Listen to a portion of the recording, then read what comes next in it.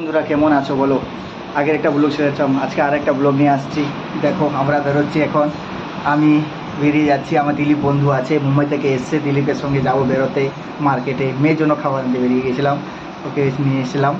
তারপর ওখান থেকে যেতে গ্রামে দুটো বন্ধুর সঙ্গে দেখা হলো। দেখা হয়ে বলছে তোমাদেরকে সব বলছে যে দাদাকে সাপোর্ট করো, হাই হ্যালো করছে, হ্যালো ফলো করে দাও, লাইক করে দাও। বন্ধুদেরকে বলছে, আমার বন্ধুরা ওরাও সাপোর্ট করে, তো আমিও চাইছি তোমরা সাপোর্ট একটু করো আমাকে। তারপরে বেরিয়ে গেলাম। এই দুজন বন্ধু আমার মুম্বাই থেকে এসেছিলো, সুব্রত, দিলীপ। এদের সঙ্গে অনেক দিন পরে দেখা, প্রায় 2 বছর পরে আমি ঘুরতে বেরিয়েছি, এসেছিলাম। আমি থাকি কলকাতায়, ওদের সঙ্গে দেখা হলো। তারপরে ওখান থেকে আমার মেয়ের সঙ্গে এসে একটু মজা মস্তি করলাম, ডান্স করলাম।